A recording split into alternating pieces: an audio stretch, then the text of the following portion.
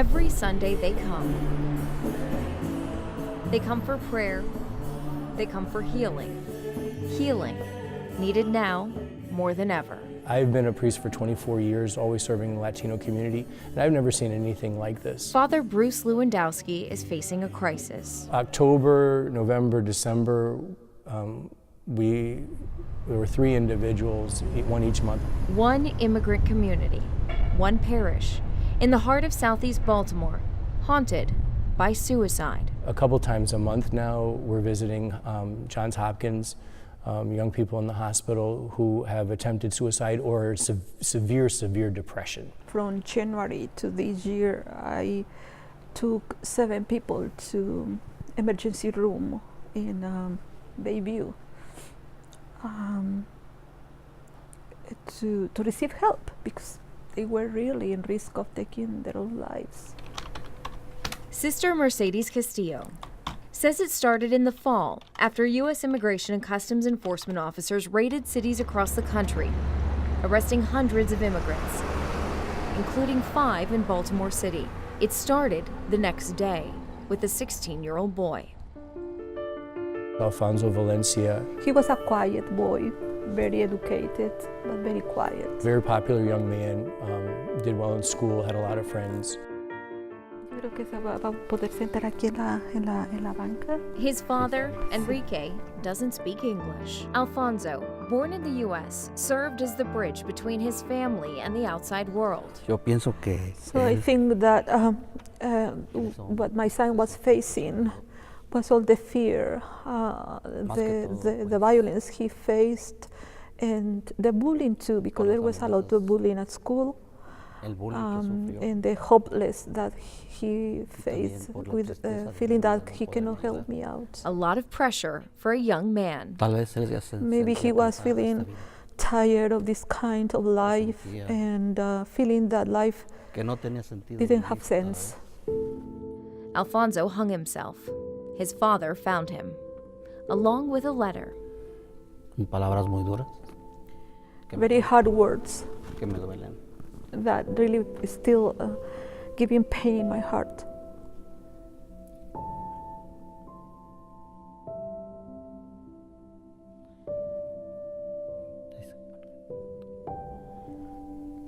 Me decía en esa carta, papá. Father, I feel so bad.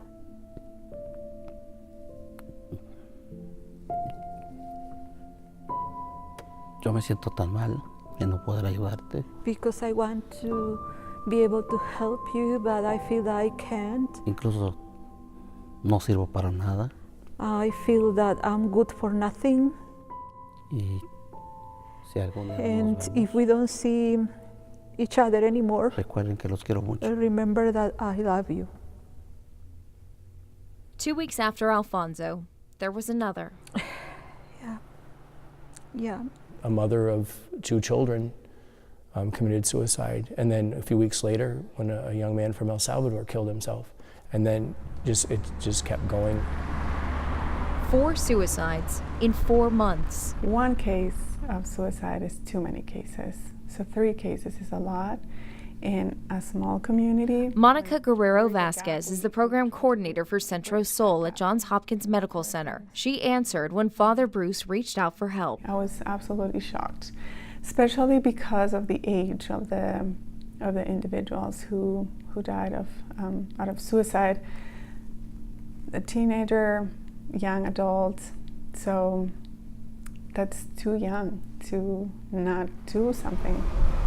Now Vasquez and her team visit Sacred Heart of Jesus each month. We have been able to get mental health professionals to come to church here and to talk to the congregation on Sundays and to talk to people after Mass to let them know that there are resources available in Spanish. Mi mamá tuvo depresión. Vasquez and Father Bruce believe young immigrants are in the midst of a newly unfolding national mental health crisis.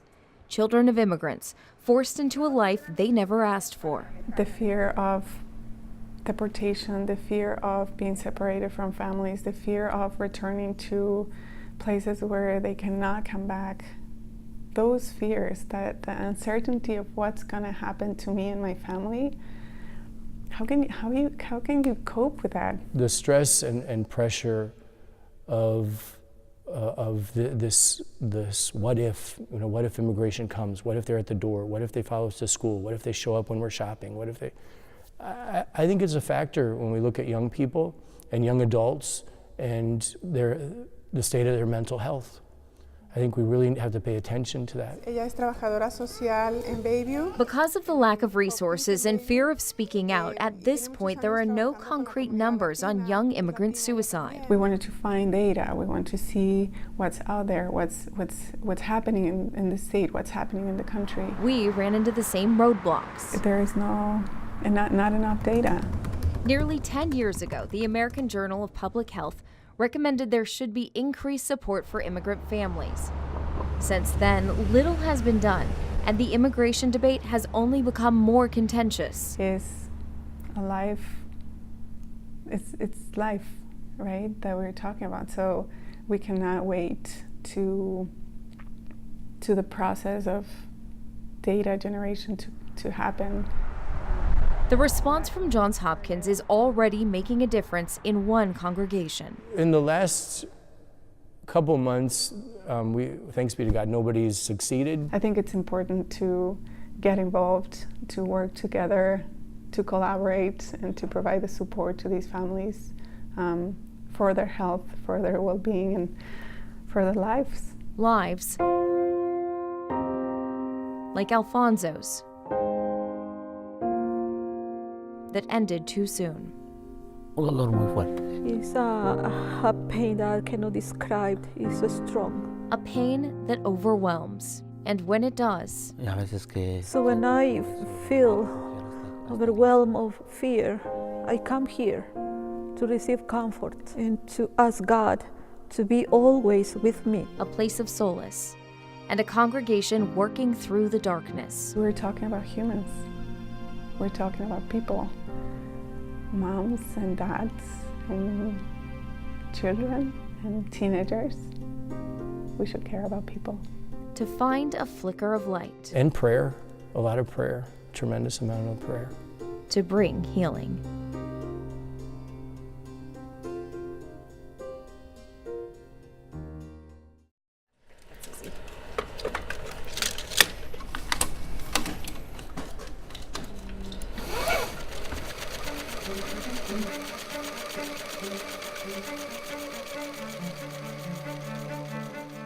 Which just was unheard of. Scandalous for the time. They threw stones at her car. They were also very vilified by many people. The woman behind all of the scandal. It was world news. The American woman who supposedly stole him.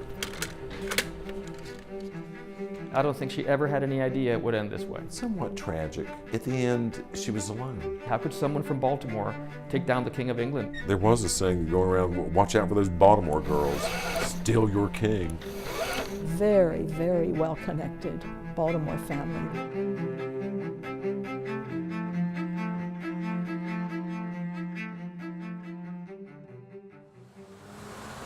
Since 1991, Zippy Larson's feet have followed some pretty famous footsteps. This is the church where she was married the first time, an Episcopal church. A tour guide, with her attention solely focused on the girl from 212 Biddle Street. The Baltimore girl who became the Duchess of Windsor. This is where her girlfriends came for tea, to gossip, sip tea, talk about one another's clothes. A fascinating life filled with jewels, glamour, and worldwide fame. I would give my right arm to sit down and have tea with her. A life so intriguing. I'm going to bring it out for you. The woman behind the man on the throne. The uncrowned king. That Philip Batty This was made turned his Biddle Street basement to commemorate that he had passed away. into a museum dedicated to the Duchess. I mean, not everybody can marry a prince or a king. A collection of authentic gloves You can smell very faint hint of her perfume. and replica jewels. No one else had anything like it. They were big-time fashion icons. But the intrigue surrounding the Duchess isn't just about an American living out a fairy tale. Designer gowns draped in jewels. Like any good story, this is about the journey, and it was one paved in scandal. Let's go back. Before Edward, there was Ernest and Earl. Her first husband had been very abusive. Even though taboo, Wallis divorced until a charming half-British man swept her off her feet. Her second husband, Ernest Simpson, went to England with her, and they met the Prince of Wales directly. And the three of them were friends. They were part of a group. He used to stop by her flat where she lived with her husband, who had a job and had to get up in the morning, and he'd stay late and late and late. Soon, Ernest was out and the king moved in. He just became obsessed with her, felt he couldn't live without her. And when he was told, you must choose, it is impossible for us to accept the fact that there might be a queen with two living husbands. This is just outrageous. So you must choose the crown or her. And he chose her. The world was shocked. Very typical for kings to have affairs. To abdicate the throne was unheard of. They threw stones at her car. I remember reading she had to lie down on the floor, the back of the car, because the Brits felt she had stolen their king. They both endured a very difficult life after the abdication. They were pretty much exiled from England. They were not allowed to be part of the royal family per se. The glittering prize of the throne slipped from Simpson's grasp. Simultaneously ostracized by society and hounded by the press. She had gone from a face in the crowd to Time magazine's Woman of the Year. Never given the title of Her Royal Highness. He was still HRH, His Royal Highness.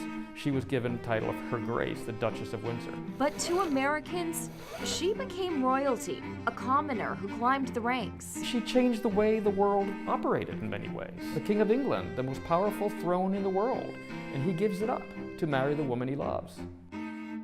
Mark Letzer, president of the Maryland Historical Society, says decades later, the allure of Wallis Simpson not only lingers, but continues to fascinate. After all, one of the most requested objects in their collection once belonged to the Duchess. We're very lucky to have a dress here in the collection that was made by Hubert de Givenchy in 1954. Given to the Historical Society by the Duchess herself. It's just very delicate. Thin little monkeys dancing around playing instruments. It's just all handmade.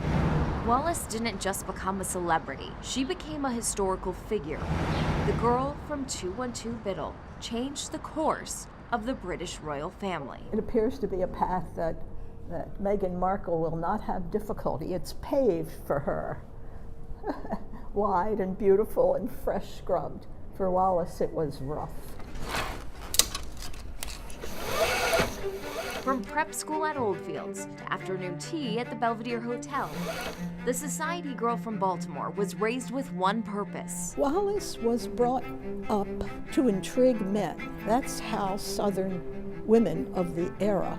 All these years later, it's still what she does.